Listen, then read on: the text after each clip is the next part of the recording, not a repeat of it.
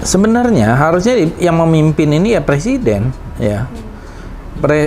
Di sinilah ya banyak juga saya kira artikel-artikel di dalam penanganan COVID itu yang diuji adalah national leadership. Coba kita lihat di Selandia Baru, kan bagus kan? Di beberapa negara bagus, di Korea juga bagus, di Vietnam lebih hebat lagi, zero death gitu ya. Tapi di kita karena tadi sinyalemen presiden aja berubah-ubah. Mari kita perangi COVID. Terus tiba-tiba di bulan Mei kita harus berdamai dengan COVID. Jadi perangnya kapan? Tiba-tiba udah damai aja. Kami rasa bahwa dengan suara-suara yang ingin memperkeruh keadaan itu tidak perlu dihiraukan. Kita sudah berada di jalan benar, jadi kepemimpinan Pak Jokowi efektif, Pak. Saya mengakui itu dan saya hormat sama Bapak. Saya lihat, saya saksi, saya ikut dalam kabinet. Kepimpinan keputusan-keputusan Bapak cocok untuk rakyat kita. Kalau kita lockdown misalnya 3 minggu atau 2 minggu tambah seminggu atau taruhlah 1 bulan tapi total dan disiplin, menurut saya akan lebih cepat kita menangani. Keputusan Bapak untuk tidak lockdown keras ini ya memungkinkan kita bisa selamat. Negara lain yang lockdown keras malah mengalami kesulitan. Jadi kita boleh bangga bahwa prestasi kita baik, Pak.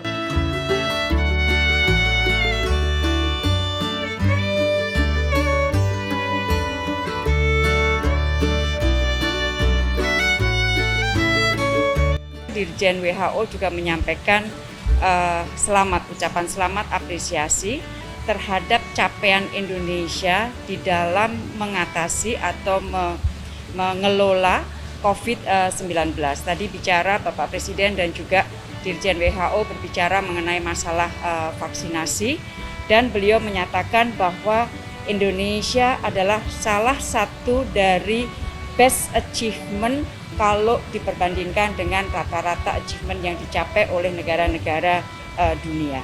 Dan di dalam pembicaraan tadi disampaikan juga oleh Dirjen bahwa walaupun situasi kasus COVID-19 dunia sudah mendatar, namun beliau menyatakan bahwa pandemi belum selesai dan kita masih memantau terus, WHO masih memantau terus munculnya varian-varian baru. Selain itu beliau juga mengapresiasi, mengucapkan selamat atas sistem primary healthcare yang berjalan di Indonesia dengan baik dan juga mengenai masalah mandatori asuransi kesehatan di Indonesia. Kemudian inflasi juga relatif terkendali. Kalau kita bandingkan dengan negara-negara lain, inflasi kita masih relatif terjaga di 1,5. Kemudian kalau kita lihat indikator-indikator di lapangan maupun angka-angka, ekspor kita juga di kuartal kedua naik 31,8%,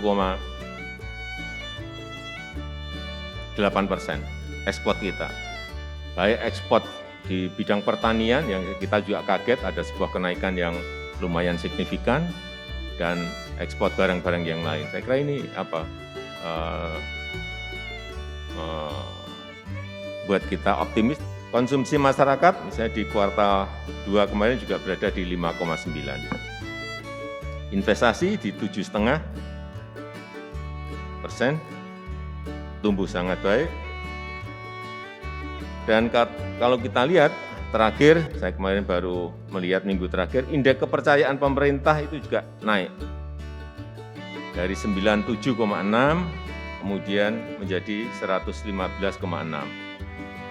Ini juga kepercayaan konsumen, kepercayaan publik, kepercayaan masyarakat kelihatan dari indeks-indeks seperti ini yang angkanya selalu kita peroleh apabila surveinya selesai.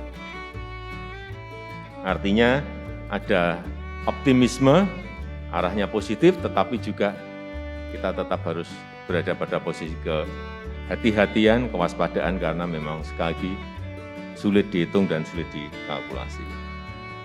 Tadi kita sudah mendapat paparan dari Presiden tentang keadaan COVID, bahwa penanganannya bisa dikatakan cukup efektif dan kita optimis. Bahayanya adalah bahaya dunia, bahaya seluruh manusia, tapi kita mampu menghadapi dan memang kita harus menghadapinya. Jadi kami rasa bahwa dengan suara-suara yang ingin memperkeruh keadaan itu tidak perlu dihiraukan. Kita sudah berada di jalan benar, jadi kepemimpinan Pak Jokowi efektif, Pak. Saya mengakui itu dan saya hormat sama Bapak. Saya lihat, saya saksi, saya ikut dalam kabinet. Kepemimpinan keputusan-keputusan Bapak cocok untuk rakyat kita. Tim kita saya kira bagus. Tim kita di kabinet cukup kompak dan kita kerjanya baik, Pak. Jadi mohon Bapak jangan ragu-ragu. We are on the right track. Karena itu masalah COVID saya kira kita cukup optimistis. Bahwa ada kekurangan, ada keterlambatan vaksin itu saya kira yang dihadapi oleh banyak negara. Kedua yang Bapak sampaikan, ekonomi juga kita optimis, kita cukup baik. Dibandingkan dengan banyak negara lain, itu juga berhubungan Pak. Keputusan Bapak untuk tidak lockdown keras ini ya memungkinkan kita bisa selamat. Negara lain yang lockdown keras malah mengalami kesulitan. Jadi kita boleh bangga bahwa prestasi kita baik Pak. Saya bangga bagian dari pemerintah ini dan kita nggak usah ragu-ragu Pak. Mengenai yang berkaitan dengan strategi ekonomi negara kita ini seperti apa sebetulnya. Kita sejak awal memang ingin membawa dari ketergantungan, growth, pertumbuhan ekonomi kita yang selalu tergantung pada konsumsi, utamanya konsumsi masyarakat, memang akan kita transformasikan kepada sektor produksi. Bukan konsumsi, tapi nanti yang mendukung adalah produksi.